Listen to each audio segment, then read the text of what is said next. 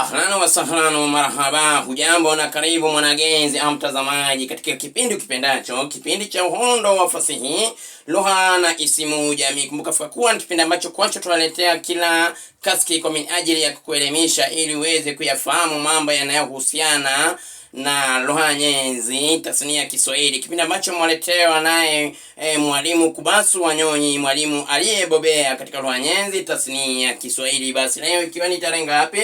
Leo ikiwa ni tarehe 18 mwezi wa pili mwaka wa 2023. Kumbuka kwa ni tarehe ambayo ndugu zetu ndugu zetu Waislamu wameanza wameanza kufanya nini? Mfungo wa Ramadhani. Basi ndugu zangu Waislamu, nawatakia kila laheri kwa yote yule ambaye amejitolea kwa kufanya nini? Kwa kufunga mfungo huu wa Ramadhani. Yani mwenye kujalia jala zake mabruki azidi kwa jalia kaditadi mtakapo kamilisha mfungo wa mwezi mtukufu wa Ramadhani. Mtazamaji, bila kupoteza muda, basi nataka niende moja kwa moja kaditadi ile mada yetu ya leo. Na kabla niende moja kwa moja kaditadi mada yetu ya leo, natumai popote pale ulipo unga range ya mvule kwangu mie mzima hadidi kitawi cha mkarara. Nashukuru Maulana kwa kunenesha na kunipa siha anuai. Basi leo tutaka tuangazie nini katika mada yetu? Hatunabudi kuangazia magonjwa. Na katika magonjwa, mwanzo tutaka tujue magonjwa ni nini au ugonjwa ni nini. Kumbuka kuwa ugonjwa ni neno ambalo huorodheshwa katika ngeli ya uya, na nilipodokezea kuhusu ngeli ya uya nilioelezea tatumifika kuwa ni ngeli inayoorodhesha nomino ambazo kwazo bila shaka kuchukua kiambishi u katika umoja na kiambishi ya katika wingi unapotunga sentence au kwenye fungu tenzi. Na majina hayo bila shaka unapoyaandika, majina mengi huanza kwa herufi u ama kiambishi u, na katika wingi bila shaka majina hayo huanza kwa herufi au kiambishi nini au kiambishi ma kuwakilisha wingi kwayo wa nomino. Basi ugonjwa pia upatikana katika ngeli ya u ya ugonjwa, wingi wake ni magonjwa. Na ujue fika kuwa ugonjwa pia waweza ita nini? Maradhi au uwele. Kwa umoja ni uwele, wingi ni mawele. Hivyo vyote ni visawe vya neno ugonjwa. Basi ugonjwa ni nini au magonjwa ni nini? Ugonjwa ni kitu kinachosababisha mwili wa binadamu. Basi tutasema ni kitu kinachosababisha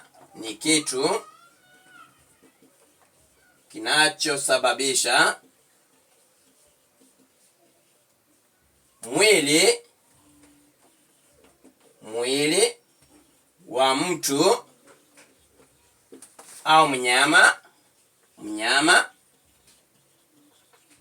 au ndege au mimea kuwa katika hali mbaya ya kiafya, katika hali mbaya ya kiafya.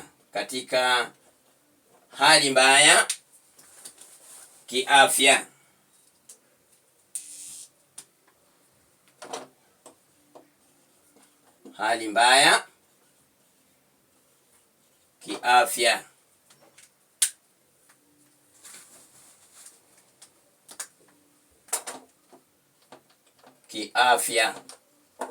Basi hivyo maana halisi ya neno ugonjwa ufanya ni kitu kinachosababisha mwili wa mtu, mnyama au ndege au mimea kuwa katika hali mbaya kiafya. Kisha hiyo ni maana halisi ya neno ugonjwa. Na magonjwa husababishwa kwa njia ainati. Kwa mfano ugonjwa husababishwa na vijidudu tafadhali au viini. Ugonjwa husababishwa na nini? Vijidudu au viini.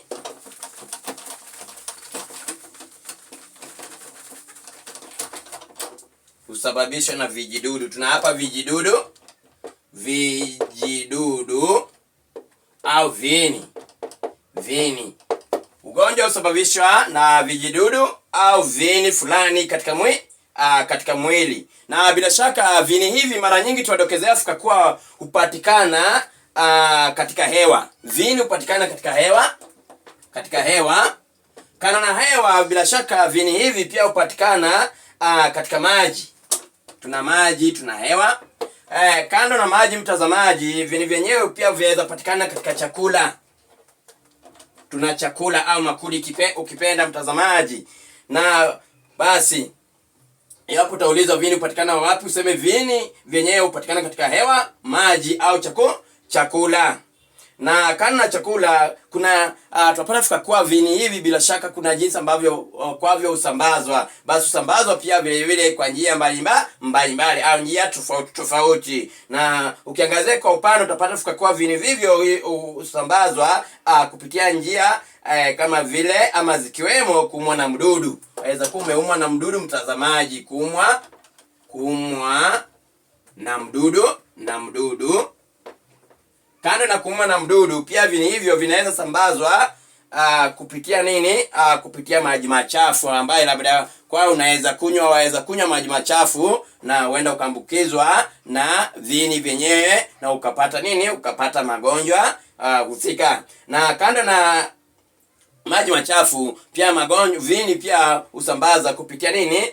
Kupitia nimesema maji machafu. Na vile vile pia tuna chakula kichafu ambacho kwacho ukila kuna vyakula ukivila vyakula vile vichafu bila shaka huenda ukaambukizwa na magonjwa fulani. Kando na chakula kichafu pia vini vyenyewe pia usambazwa kupitia nini? Kupitia ngono. Ngono ni ile hali ya kujamiana ambayo bila shaka wapata fika kwa kuna baadhi ya magonjwa ambayo kwa ukijamiana ama mkijamiana bila shaka huenda ukafanya nini? Huenda ukaambukizwa mtazamaji. Kando na ngono pia tunadokezea fika kuwa vini hivyo vinaweza sambazwa kupitia nini? Kupitia kugusana na mwele, ile hali ambayo bila shaka umegusana na yule anayeugua au aliyeathirika. Basi kuna baadhi ya magonjwa ambayo ukigusana, tuseme kwa mfano mie nina ugonjwa fulani ambayo bila shaka ukigusana nami huenda ukaambukizwa ama utaambukizwa au nitakuambukiza mtazamaji ambaye sasa hivi wanitazama.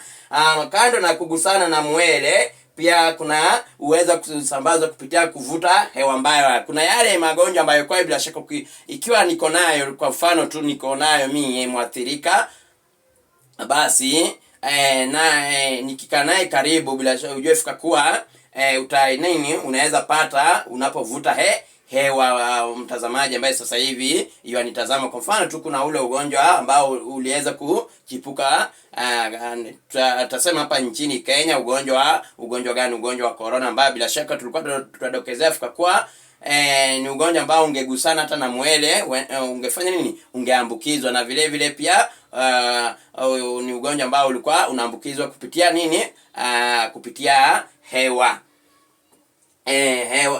Hewa mbaya. Na vile vile kushirikiana na nini? Kimavazi. Kuna baadhi ya magonjwa ambayo mtazamaji ukishirikiana kimavazi, tuseme nina magonjwa hayo ama nina ugonjwa huo, na bila shaka kumbuka fika kwa nina vazi ambalo nalivalia. Ukichukua hilo vazi langu ama nikusadia hilo vazi langu, bila shaka nawe pia uvae, basi utaambukizwa na ugonjwa wa ngozi ambayo tutakuwa tukiangazia magonjwa kama hayo huitwa vipi katika lugha nyezi tasnia Kiswahili. Na magonjwa pia kana kushirikiana na mavazi pia waweza kuwa unashirikiana na washiriki dodoki. Dodoki ni kifaa ambacho kwacho hutumika katika kusugua mwili unapokoga pale au unapojisinga, wajisugua na kifaa fulani ambacho kwacho bila shaka tukiita dodoki. Basi kuna baadhi ya magonjwa ambao ukitumia mkishiriki dodoki, kwa sababu ni ugonjwa wa ngozi, huenda mkafanya nini? Huenda nawe pia ukaathirika. Na magonjwa hayo ndio tutaka tuangazie moja kwa moja. Ni magonjwa mengi lakini hatutamaliza katika kipindi hiki. Tutaangazia tu machache, kisha kipindi kijacho pia tutaweza kuangazia magonjwa mengine. Nitaanza na ugonjwa unaofahamika kama banguzi mtazamaji ambaye sasa hivi yanitazama. Tuna banguzi. Banguzi ni ugonjwa ambao katika lugha ya Kimombo huitwa ulcers. Banguzi pia huitwa donda ndugu. Kisa na maana ni ugonjwa usiopona kwa haraka. Donda ndugu au banguzi. Ugonjwa ambao bila shaka tulidokezea fika kuwa umaathiri mtu hasa bila shaka ama ni kidonda kisichopona haraka. Banguzi katika lugha ya kimombo ni ulcers. Kisha kando na banguzi, tuna magonjwa mengine kama vile tuna ugonjwa wa mishipa ya damu, ugonjwa ambao hushika mishipa katika damu ama mishipa ya damu ndani ya tupu ya nyama. Ugonjwa huo huitwa bawasiri. Tuna ugonjwa wa bawasiri.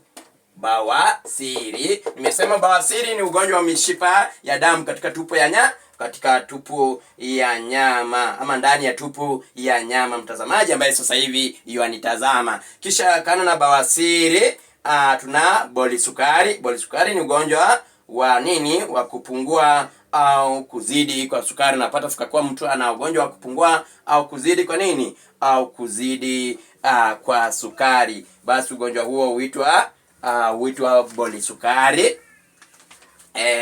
Kisha tuna magonjwa mengine kando na bolisukari, mtazamaji. Tuna magonjwa mengine kama vile tuna chanjua na pia tuna buba. Tuna buba na chanjua. Tuna buba na chanjua. Basi buba ni ugonjwa gani? Wacha tuanze na buba. Buba ni ugonjwa ambao bila shaka tutadokezea kuwa huwa ni vidonda vya nini? Vya nyayoni, kwenye nyayo. Bila shaka kuna ule ugonjwa wa nyayo, ni sehemu ya chini ya miguu. Basi kuna ugonjwa ambao huathiri nini? Huathiri nyayo, na mara nyingi hutengeneza duara. Ugonjwa huo huitwa buba. Kisha tunachanjua. Chanjua, mtazamaji, ni ugonjwa upi? Ni ugonjwa ama ni kipele kigumu ambacho kwacho bila shaka tuwadekezea kwa ni kipele kigumu sana ambacho huota ama kinachoota sehemu yoyote ya mwili. Ni kipele kigumu ambacho kwacho bila shaka kipele hicho huota sehemu yoyote kwayo ya mwili. Na bila shaka tunadokezea kwa kikiwa kikubwa, mtazamaji, hufanya nini? Hukatwa. Basi ni ugonjwa mbaya, ni ugonjwa mbaya sana ambayo ikikufanya nini? Ikikuambukiza ama ikikushika bila shaka huenda ukaathirika pakubwa sana. Kisha tuna ugonjwa wa chirwa. Chirwa katika lugha nyenzi ya kimombo huitwa kwashiako.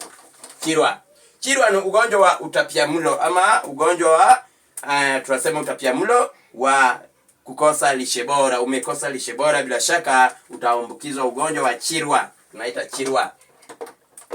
chirwa au kwashiako. Unaweza ukalitoa kwa shiako. Basi kwashiako au kwashako. Unaweza sema kwashiako kwashako. Basi kwashako au chirwa ni ugonjwa wa utapiamlo wa kukosa lishe bora. Tunakisha ugonjwa wa koa ama choa, ni ugonjwa unaofanya nini? Unasababisha ngozi kuwa na nini? Na madoa. Ni ugonjwa ambao ikikuathiri ama ukipata ugonjwa huo, bila shaka usababisha ngozi yako kuwa na madoa. Ukiona mtu ambaye ngozi yake ina madoa, basi ujue kwa huenda ugonjwa huo ukawa nini? Ugonjwa wa choa. Kisha tuna ugonjwa wa donda koo, ugonjwa ambao huathiri sana koo, ambao bila shaka unapoambukiza na usababishwa kupumua kwa na shida. Ni ugonjwa ambao ukiwa na shida, bila shaka kupumua kwa nini? Kwa shida, kwa sababu huathiri sana koo. Unapata uwepo na uvimbe wa nini? Uvimbe wa koo. Kisha tuna homa tu ni ugonjwa ambao bila shaka usababisha mwili wa nsi au binadamu kuwa na joto jingi, ambayo bila shaka mwishowe hufanya kutetemeka, hasa wakati wa nini? Wa baridi. Kisha tuna katika homa tuna homa aina tofauti. Tuna homa ya kidingapopo, tuna homa ya kipafu, tuna homa ya matumbo, mtazamaji, tuna homa ya mkunguru, tuna homa ya mpapasi au papasi. Homa ambayo huambukizwa. Papasi ni ugonjwa ambayo ama homa ambayo huambukizwa ama huletwa na mdudu mwenye umbo la kunguni. Mdudu huo huitwa nani? Mdudu huyo huitwa papasi. Kisha tukizungumzia kuhusu homa ya mapafu, ni ugonjwa ambao unaofanya yule mwathirika kwa na shida pia katika shida ya kutoa pumzi ama kupumua. ama kuvuta pumzi, mtazamaji ambaye sasa hivi yanitazama. Tuna homa ya matumbo, ni ugonjwa ambao huambukiza na unatokana na chakula au maji chafu, mtazamaji ambaye sasa hivi yafanya nini, yanitazama. Ugonjwa wa nini? Homa ya tumbo. Nimekudokezea kwa kuwa tuna homa aina tofauti. Kisha tuna ile homa ambayo bila shaka watu wasema ni homa ya ni homa ambayo bila shaka ama ikikuambukiza mtu unapata fika kuwa mara nyingi ni homa ya kurudia. Unapata mtu fulani labda akiwa na ugonjwa kama huo, huenda ni yaweza kuwa ni kuzaliwa kwayo nayo, mtazamaji, ama umepatwa na huo ugonjwa, basi mara nyingi huwa inajirudia. Unakuwa nao muda mfupi, unaweza pata mtu akiwa nayo anaweza pona siku mbili, na baada ya siku mbili tena ugonjwa huo unamrejea. Sasa ni ugonjwa ambao hujirudia. Kisha tuna ugonjwa wa nini? Tuna ugonjwa wa mkunguru. Ugonjwa wa mkunguru, mtazamaji, ni ule ugonjwa ambayo bila shaka mtu athirika anapobadilisha mazingira. Kuna watu ambao wakibadilisha mazingira, tuseme kwa mfano waishi maisha yako yamezoea mjini, na ukatoka mjini ukaamua uende kule mashinani au kijijini, basi uende ukaathirika. Ukiwa kule kijijini unakuwa mgonjwa sana, na kuna basi na ukishazoea tena mazingira ya kijijini au ya mashinani au mashambani, ukirudi mjini tena wapata sasa tena unaanza kufanya nini? Unaanza kuathirika, unaugua, kwa sababu ulikuwa umekwisha zoea mazingira ya mashinani kule kijijini.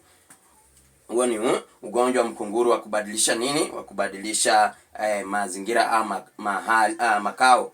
Kisha tuna hijabu, ni ugonjwa ama maradhi ya kuvimba ufizi, ambayo unapata mtu anavimba nini? Anavimba ufizi kwa sababu ya ubovu wa meno. Umewahi kuwa na ubovu wa meno, kisha ufizi ukafanya nini? Ufizi ukavimba, ambayo bila shaka unaweza ukaonyesha, ukiangazia labda hata sehemu ya nje, mtu akikutazama atapata kwenye shavu imefanya nini? Imevimba, kwa sababu mle ndani kwenye ufizi, meno yako una ugonjwa ama shida ya meno, na bila shaka mwisho unavimba nini? Unavimba ufizi. Natumai mtazamaji labda umeathirika na magonjwa kama hayo unayafahamu.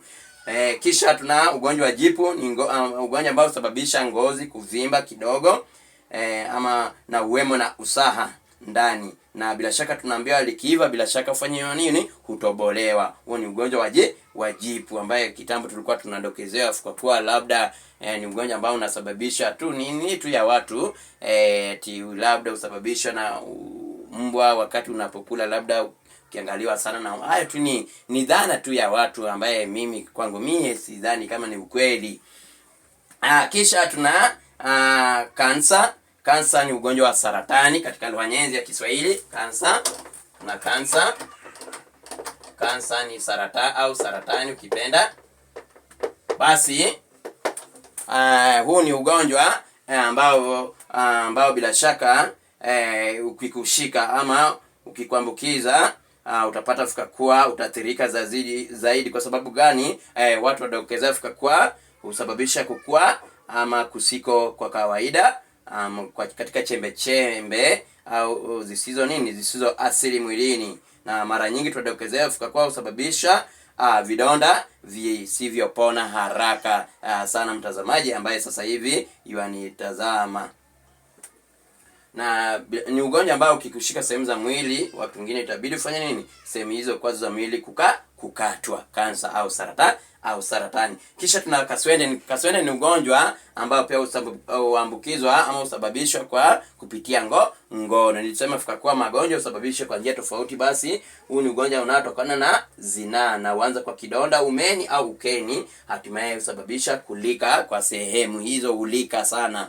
Ni ugonjwa wa kaswende. Kisha tuna kichacha au mbwa, ugonjwa ambao tunadokozea fika kuwa uking'atwa na mbwa aliyeathirika bila shaka na utaambukizwa ugonjwa huo. Ugonjwa ambao ufanya mtu ama mgonjwa kuathirika mishipa ya fahamu, ambao usipotibiwa haraka huenda ukaaga dunia ama ukaenda ahera bila malipo wala kwa biri matwana. Tuna kichocho. Kichocho ni ugonjwa wa kukojoa damu ambao husababishwa na mdudu anayefahamika kama nani? konokono, ugonjwa wa kukojoa damu, natumai huitwa bilharzia katika lugha ya Kimombo. Kisha tuna ugonjwa gani? Tuna ugonjwa wa kimeta. Ni ugonjwa ambao bila shaka tudokezea kwa huambukizwa na wanyama. Ugonjwa wa wanyama unaambukiza sana hata binadamu, unamfanya mnyama kuwa na homa kali sana. Huo ni ugonjwa wa kimeta. Kisha tuna kipindupindu. Kipindupindu pia mtazamaji huitwa waba. Kipindupindu pia huitwa waba. Kipindupindu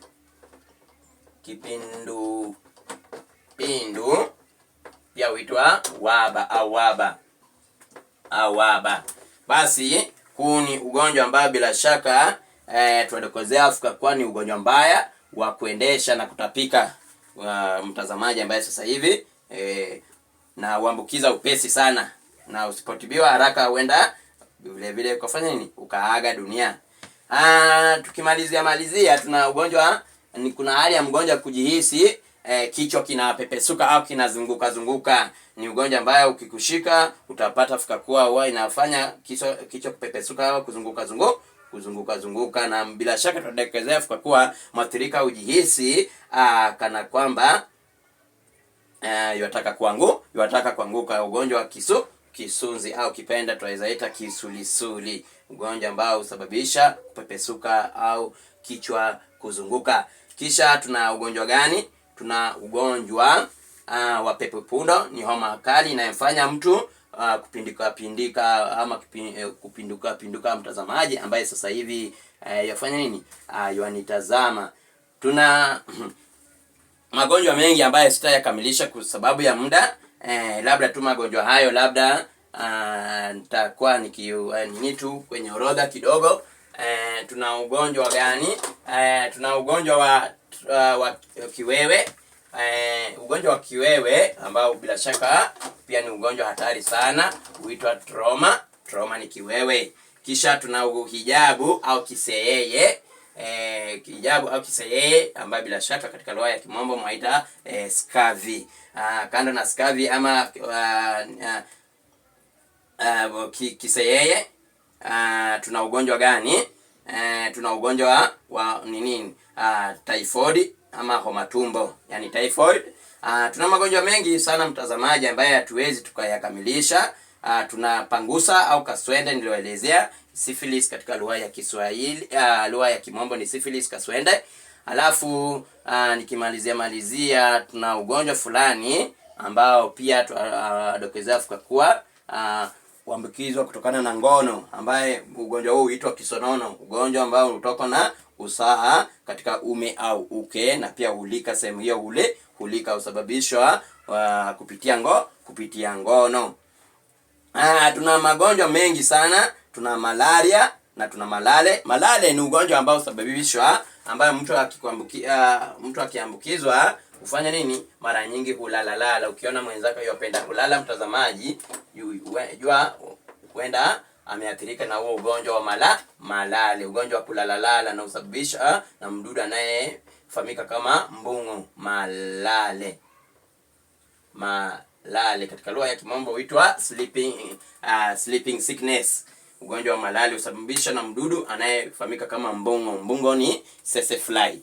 Kisha kando na malale nimesema tuna malaria. Malaria tu ni homa kali inayoambukizwa ama inayosambazwa na nini? Na mbu. Basi tuna magonjwa mengi mtazamaji ambayo hatuwezi tukakamilisha, tutaangazia zaidi. Tuna ugonjwa wa ngonzo, tuna mitembo, tuna riahi, safura, tuna ugonjwa hata wa kuharisha ng'ombe pamoja na nini? Na kuku, ambaye labda tu nikizungumzia tu kideri, ni ugonjwa ambao huwapata kuku, ugonjwa ambao huwapata kuku, ambao bila shaka kuku huendesha sana. Kuendesha niyo kuhara, lakini Kiswahili fasaha ni kuendesha. Ugonjwa wa kuku ni kideri, ili hali sotoka ni ugonjwa wa kuharisha ama wa kuendesha kwayo ng'ombe akaambukiza bila shaka huendesha sana sotoka. Tuna magonjwa mengi sana. Tauni ni ugonjwa unaambukizwa na viroboto vya panya, tauni. Basi tuna sotoka pale, nimesema sotoka ni ugonjwa wa sotoka ni wa ng'ombe. Kisha kana na sotoka tuna kideri.